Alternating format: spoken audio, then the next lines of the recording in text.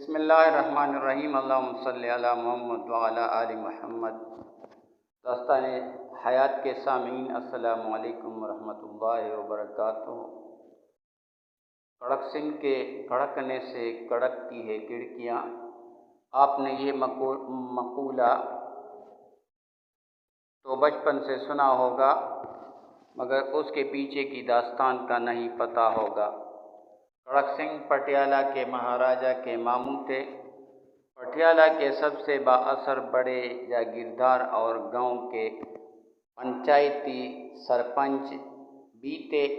ایک دن معمولات سے تنگ آ کر بھانجے کے پاس پہنچے اور کہا کہ شہر کے سیشن جج کی کرسی خالی ہے، مجھے جج لگوا دے۔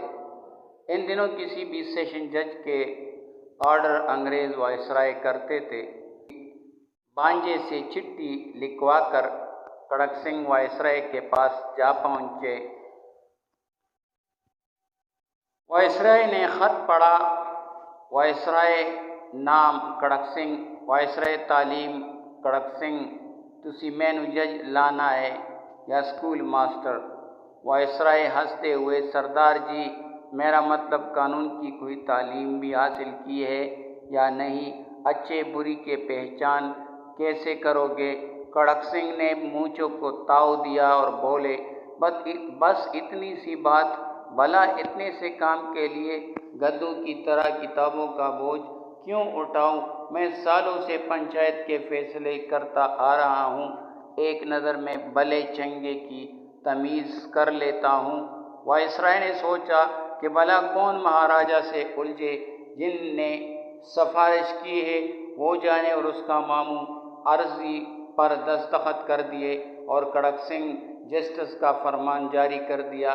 اب کڑک سنگھ پٹیالہ لوٹے اور اگلے دن بطور جسٹس کمرے عدالت میں پہنچے۔ اتفاق سے پہلا کیس قتل کا تھا۔ کٹہرے میں ایک طرف 4 ملزم اور دوسری جانب ایک روتی خاتون تھی۔ جسٹس صاحب نے کرسی پر براجمان ہونے سے پہلے ان کو غور سے دیکھ لیا اور معاملہ سمجھ گئے۔ ایک پولیس آفیسر کچھ کاغذ لے کر آیا اور بولا، مائی لارڈ، یہ عورت کرانتی کور ہے، اس کا الزام ہے کہ ان 4 لوگوں نے اس کے شوہر کو قتل کیا ہے۔ جسٹس کڑک سنگھ نے عورت سے تفصیل پوچھی۔ عورت بولی، سرکار، دائیں جانب والے کے ہاتھ میں برچا تھا اور برابر والے کے ہاتھ میں ران تھی اور باقی دونوں کے ہاتھوں میں سوٹے تھے۔ یہ چاروں کماد کے اولے سے نکلے اور قسم کو مار مار کر جان سے مار دیا۔ جسٹس کڑک سنگھ نے چاروں کو غصے سے دیکھا اور پوچھا، کیوں بدماشو، تم نے بندہ مار دیا؟ دائیں طرف کھڑے بندے نے کہا، نہ جی سرکار، میرے ہاتھ میں تو کئی۔ دوسرے نے کہا، میرے ہاتھ میں بھی درانتی نہیں تھی، ہم تو صرف بات کرنے گئے تھے اور ہمارا مقصد صرف سمجھایا تھا۔ کڑک سنگھ نے غصے سے کہا، جو بھی ہو، بندہ تو مر گیا نا۔ پھر قلم پکڑ کر کچھ لکھنے لگے تو اچانک ایک کالا کوٹ پہنے شخص کھڑا ہوا اور بولا، مائی لارڈ، رکھیے، یہ کیس بڑا پیچیدہ ہے۔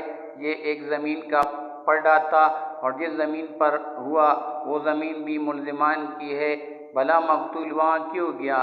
جسٹس کڑک سنگھ نے پولیس افسر سے پوچھا، یہ کالے کوٹ والا کون ہے؟ جناب، یہ ان 4 کا وکیل ہے، پولیس والے نے جواب دیا۔ تو انہی کا بندہ ہوا نا جو ان کی طرف سے بات کر رہا ہے؟ پھر کڑک سنگھ نے وکیلی صفائی کو بھی ان 4 کے ساتھ کھڑا ہونے کا کہا۔ پھر ایک سطری فیصلہ لکھ کر دستخط کر دیے۔ فیصلے میں لکھا تھا، ان 4 قاتلوں اور ان کے وکیل کو کل صبح صادق پھانسی پر لٹکا دیا جائے۔ پٹیالہ میں ہلچل مچ گئی۔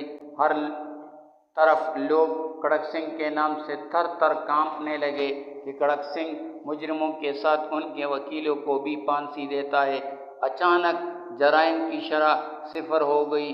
کوئی وکیل کسی مجرم کا کیس نہ پکڑتا۔